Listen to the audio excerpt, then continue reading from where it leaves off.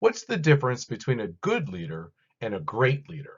Some would argue that good leaders tend to be transactional. They manage employees. They guide and motivate followers in the direction of established goals by clarifying roles and task requirements.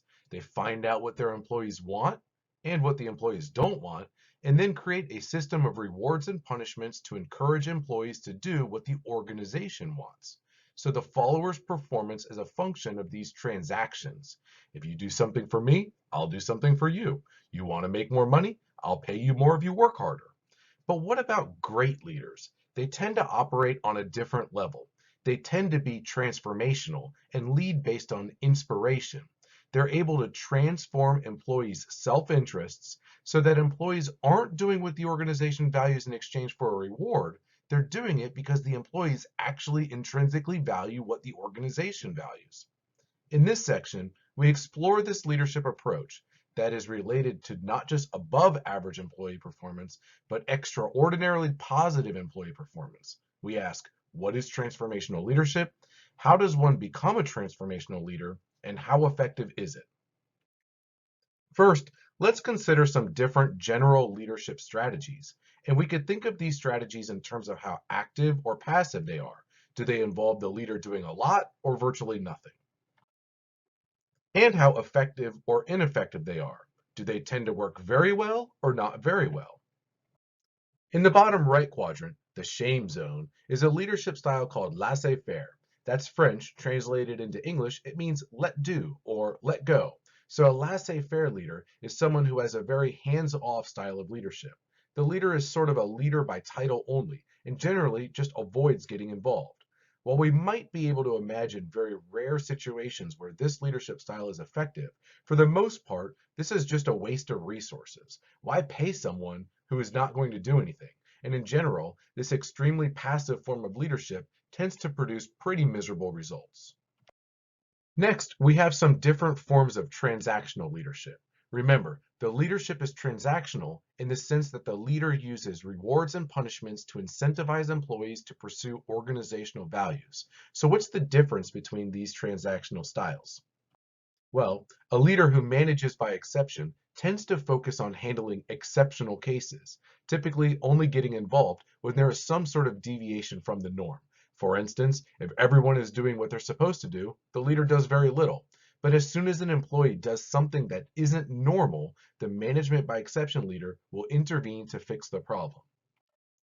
For the most part, these management by exception leaders tend to lead through the threat of punishment. If you step out of line, I'll punish you until there are no exceptions and everyone is doing what they're supposed to do. The difference between an active and a passive form of management by exception is that passive management by exception leaders wait for problems to occur and then respond, while an active management by exception leader is actively monitoring the environment, always searching for exceptions.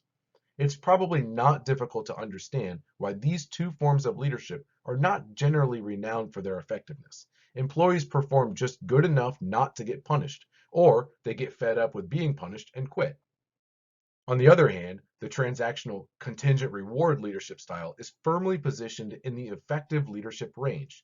People who pursue this style are often effective leaders. So what's the difference? Here, the focus is not on punishing poor performance, but incentivizing good performance through positive reinforcement contingencies. This is where a leader dangles the proverbial carrot in front of you in exchange for positive performance.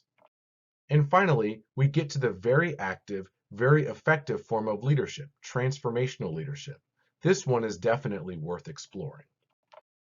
These leaders operate under a different principle. The key is, if employees can internalize the values of the organization, then employees will strive to help the organization accomplish those values without the needs of carrots or sticks. So this type of leadership is centered on transforming employees so that they care and so that they are willing to make sacrifices if they have to for the good of the collective.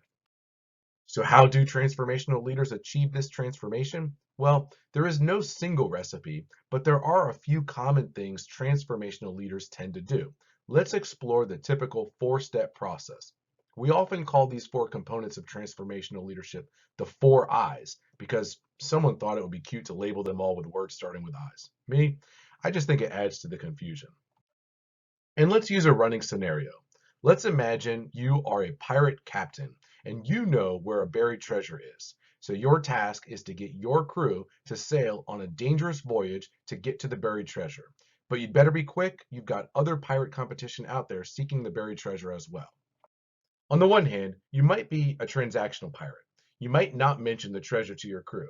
Instead, you threaten your crew to do their jobs or else they'll have to walk the plank. Or maybe you offer some rewards in exchange for service. You say extra rum rations for anyone who does their job. This might work, but chances are the other pirates are doing the same thing. So this might not lead to the exceptionally great service you'll need from your crew to get to the buried treasure before anyone else. Maybe it's worth trying a transformational leadership style.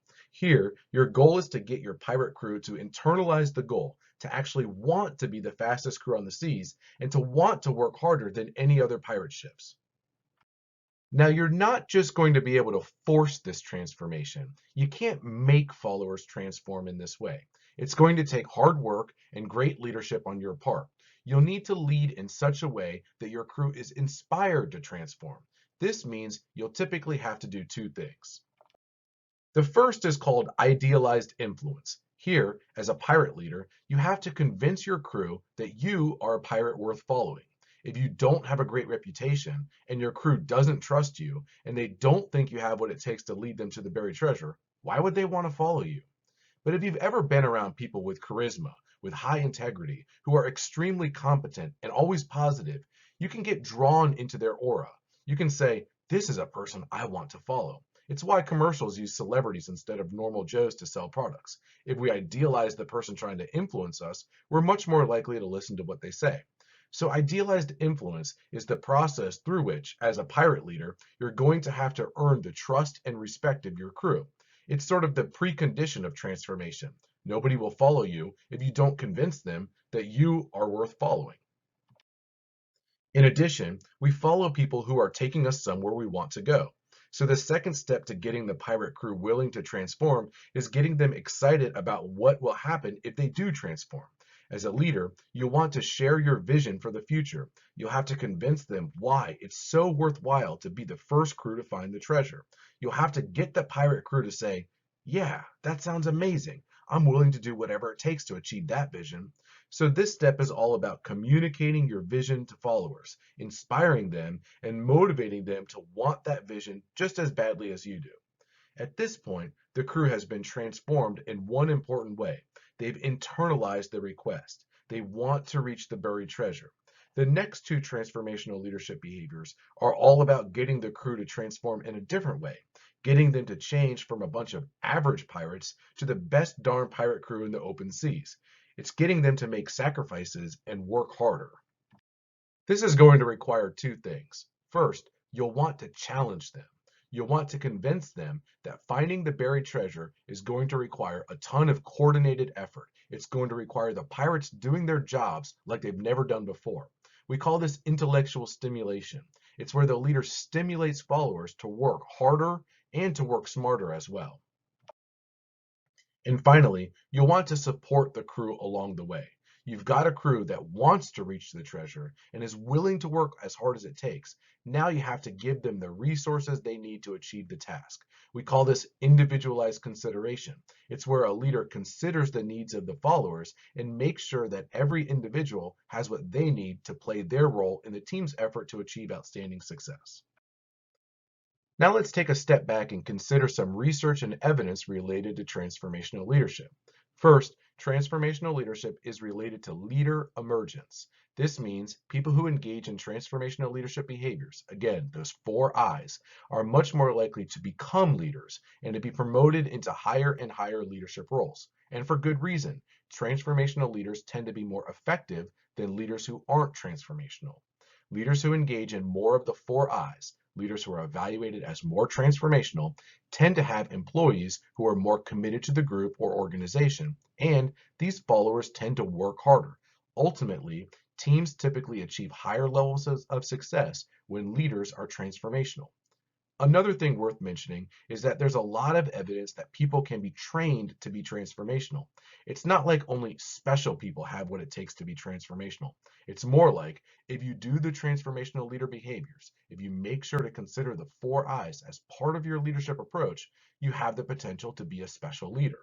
And research here shows that people can learn how to incorporate those 4 I's into their leadership styles with positive and long lasting results. And finally, it's worth mentioning the dark side of transformational leadership. With great power comes great responsibility. Being able to transform followers is not inherently good or evil. A lot of the greatest leaders we've ever seen have achieved greatness because of their transformational leadership approaches. But a lot of the most evil leaders we've ever seen, the Hitlers, the cult leaders, the worst of the worst, have achieved their notoriety as the worst of the worst because they were so transformational, because they were able to transform followers and convince those followers to act unethically and immorally.